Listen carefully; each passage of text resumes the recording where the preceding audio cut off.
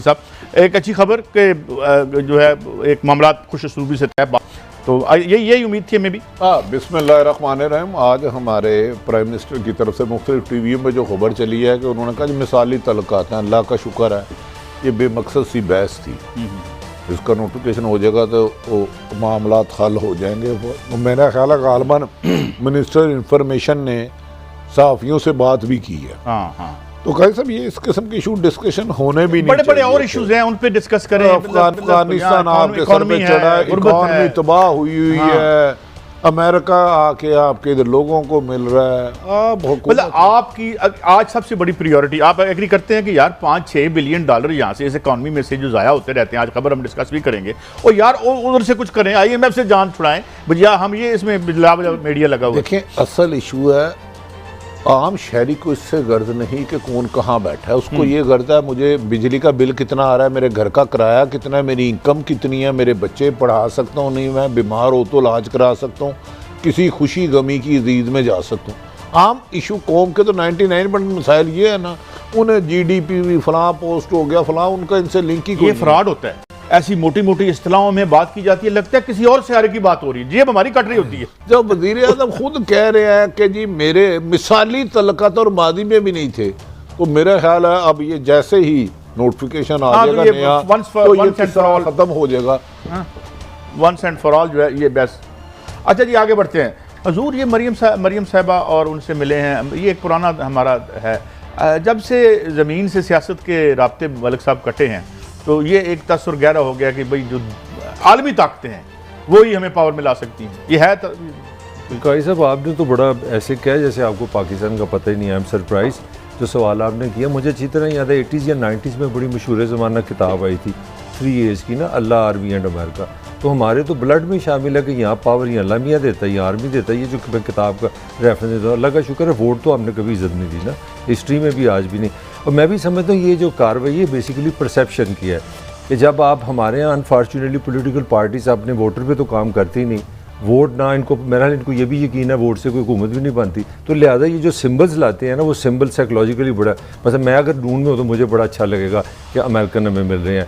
अगर ये PTI में, मैं किसी पे इल्ज़ाम नहीं लगा रहा, एक परसेप्शन दे रहा हूँ, तो मुझे लगा कि ये नून वालों ने 2-3 परसेप्शन इस आजकल बना रहे हैं, जैसे कि दे आर द वॉर्स। पहले उन्होंने परसेप्शन बनाई है कि उन्होंने एक बड़ी स्ट्रॉन्ग और बड़ी एक सख्त तनकीद की इस्टेब्लिशमेंट के कुछ उहदों पे, उन्होंने ये बताने की कोशिश की कि चीज़ें हमने बदल दी हैं। दूसरी ये वो परसेप्शन क्रिएट कर रहे हैं कि 2 AM हमारे साथ है, तीसरा अल्लाह का रह गया तो इसका मतलब इलेक्शन हम जीत जाएंगे। ये मेरी एक असेसमेंट है। क्या भट्टी साहब आप एग्री करते हैं कि ये तसर देने की कोशिश करें? सब नहीं, ये अपोजिशन सिर्फ और सिर्फ नॉर्मल। मुझे बताएं, चलो शहबाज शरीफ एक बात समझ में आती है, अपोजिशन लीडर है, अमेरिकन आज़म उनसे जाके मिले। मरियम नवाज साहबा ना MP है ना MNA है, कानून से कन्विक्टेड है। वो इसी तरह की नून लीग में 8-10 या 5-10 वाइस प्रेसिडेंट होंगे।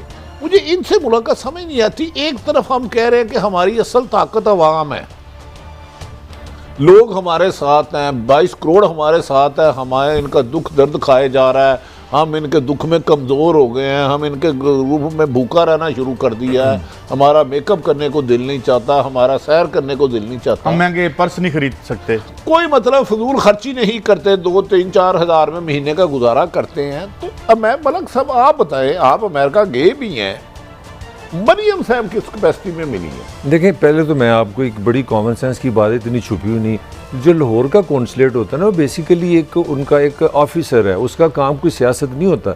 ये हमारी बदकिस्मती है कि हम एक आम आदमी नहीं, वो मेरा कहने का मतलब है वो उनका काम है कि अपनी छोटे छोटे जो वीज़े के इश्यूज़ हैं, मेरा वो कोई पॉलिटिकल ऐसी पोजीशन नहीं है, एम्बेसडर पे किसी हद बनती है। मगर आपका जो असल जिस पे हमें डिबेट करनी चाहिए, मार्लन टोन वो जाती हैं शहबाज शरीफ से मिलती हैं, वो अलग मुलाकात है, ये समझ से बाहर है, और मरियम को अलग मिलती हैं। और मरियम का जो कमेंट है उस पर मैं आप दोनों को चाहूँगा कि देखिए मरियम ने क्या एक पॉलिटिकल बात की है। मतलब मरियम ने कहा है कि हम समझते हैं कि अफ़गानिस्तान में किसी को मुदाखलत नहीं करनी चाहिए, ये समझने वाली बात है। और दूसरा मैं एक चीज़ खुद भी मैं अपने प्रोड्यूसर से डिस्कस कर रहा था, मैं कि हम जब पैदा हुआ, मैं इस शहर में पैदा हुआ, एक चीज़ है परसेप्शन वाइज देखें, मरियम कितनी डोमिनेटिंग नज़र आ रही है तस्वीर में।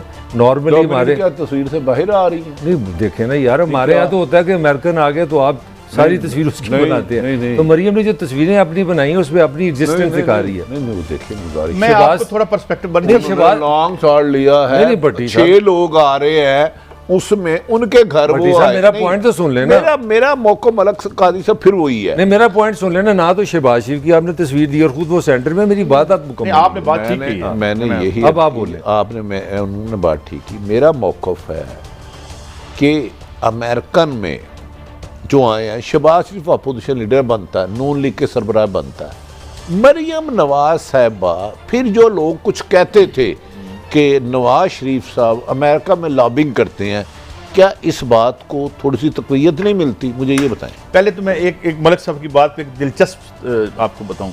1985 की बात है कि जब अवाम के पुरजोर इसरार पर यह फैसला हो गया कि मियाँ नवाज शरीफ साहब हमारे वज़ीर आज़म होंगे, तो एक बहुत बड़े इशाती इदारे में मियाँ साहब की मॉडलिंग हुई थी। अच्छा। और उसके जो मैं फोटोग्राफर, मेरे बुजुर्ग भी हैं, मैं उनका नाम नहीं लेता, याद अल्लाह ताला उनको जिंदगी दे, तो बाकायदा पफिंग करके इनकी, ये अवाम की इसरार पे, अवाम की बहुत इसरार पे, जब अवाम ने बता दिया, हमारे अखबारों में आके कहा, अवाम कह रही है कि ये थोड़े वजीर क्या होते हैं, वजीर आजम है, ये वजीर आला, पहले वजीर उसमें कुछ मेरे जैसे दोस्त भी थे, कुलीग भी थे, ये जौहर टाउन बन रहा था, अभी बना नहीं था। तो वहां पर यह था कि अवाम के पुरजोर इसरार पर जब ये बन जाएंगे तो वहां पे जो बेघर लाचार किस्म के साफी हैं, मेरी तरह मजबूर किस्म, गरीब बेचारे, उनको ये दिया गया था। वैसे अब वो इस दुनिया में नहीं है, एक शख्सियत थे जंग उस ग्रुप में, मैंने बड़ी दरख्वास्त करके कहा था कि मेरा नाम इसमें से, मैं इस काबिल नहीं हूँ कि मैं इतनी बड़े इवेंट में पार्टिसिपेट कर सकूँ। तो इनको चंद साफियों को क्यों प्लाट मिले? मुझे नहीं पता, ये कहा गया था, मिले नहीं मिले मुझे नहीं पता। नहीं, ये तो नवाज शरीफ की कंट्रीब्यूशन है भट्टी साहब। पाकिस्तान में जो प्लाट लाया सहाफत में है उसका तो क्रेडिट नवाज शरीफ को जाता है। मुझे याद है मेरे महरूम चीफ रिपोर्टर थे अनवर कुदवाई साहब, वो बड़े उनके पास लिस्टें हुआ कर, मैं आपको एक वाकया और, वो आपको खड़े खड़े वाकयात की बात करते हैं। एक साफी थे जो आपके भी बड़े दोस्त थे और मेरे भी बड़े दोस्त थे, उन्होंने शिकायत की कि कहीं उनकी गाड़ी पर एक ट्रक चढ़ाने की कोशिश की और वो जंग के चीफ न्यूज़ एडिटर थे।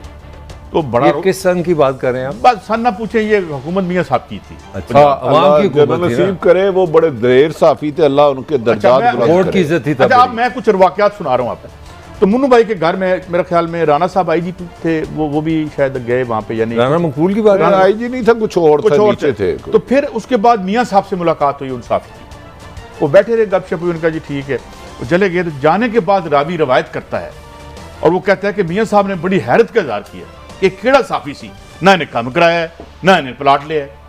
तो ये मुझे मरहूम जो जिनकी मैं जिक्र कर रहा हूँ, नहीं मैं बात नहीं आपकी समझा। मियाँ साहब को प्रॉब्लम क्या हुई? किसी ने काम नहीं किया, कोई काम नहीं किया, नहीं मांगा। वो वजह क्या? उसकी वजह ये थी कि वहाँ पे एक डिक्टम चलता था, मैं आप उस शख्सियत का नाम नहीं लेता, उन्होंने बता रखा था कि देखो बेटा, जब तक अगला बंदा पैसे ना फाड़ ले या कोई फायदा ना ले ले, उसको अपना नहीं समझना। भट्टी साहब ये क्या कह रहे हैं? नहीं, वैसे मैं बताऊं मलक साहब, नहायत एहतराम से हमारे बड़े बड़े ऑनेस्ट साफ़ी हैं, हम पे तो फिर उंगली उठती हैं, बहुत क्रेडिबल है, लेकिन कुछ लोग ताकतवर हल्के हो या सियासतदान, जब तक आप उनके पेरोल पे आए ना, आपको वो अपना समझते ही नहीं। ये तो हमारी बात किस्मत तो ये जर्नलिज्म के साथ हो, इसमें तो शाकी कोई नहीं। मैं आपको ये बात अब भी पूरी ईमानदारी से कहता हूं, जब तक आप किसी के यकीनन 90% नहीं होंगे, लेकिन ये लोग पॉलिटिशियन भी, अब मैं क्या बताऊं, एक ट्रक था मस्टा, वो मैंने सुना है कि कुछ लोगों के घर जाके 2 बोरियां चावल की, घी, आटा, ये वो, मैं कह यार ये बट साहब एक लिस्ट भी सुना है, पहली तारीख को ज़कात लगती है। अच्छा थोड़ा सा ये चीजें क्यों भेजते? मैं अपने दोस्तों को चाहूँगा जरा आज थोड़ा सा हम बात करें। वो एनए हमारे अपना परवेज़ मलिक साहब इस दुनिया से चले गए, अल्लाह ताला उनको जन्नत में जगह दे। पार्टी में वो हर जगह, जिस तरह आज हमने बात की कि एक बंदा एक ही है अमेरिकन, वो अपना शहबाज साहब को मिलते हैं, मॉडर्न टाउन में जाके मिली हैं और उनको जाके मिली हैं वहाँ पे जाती उम्र। अब पार्टी के अंदर क्या मसला शुरू हो गया? एक थॉट ये है जो भट्टी साहब का बड़ा फेवरेट टॉपिक होता है कि मरीम का थॉट ये है कि वो लोग कह रहे हैं जी कि मोहम्मद रिया अपना ज़ुबैर साहब जो तर्जुमान है उनको आप दें उनकी टिकट, यहाँ दे परवेज़ अपना रशीद साहब को। और दूसरी तरफ वही शहबाज शरीफ ग्रुप फिर आ गया। तो मुझे लगता है लाहौर पे शायद ये इलेक्शन है तो छोटी सी बात है ना, मगर हो सकता है इसमें भी पार्टी वो कर्नल मुबशर साहब का नाम आ रहा है, ख्वाजा सलाम का नाम आ रहा है, तो लगता है यहाँ पे भी आमने सामने काई साहब मैं मतलब परवेज साहब अल्लाह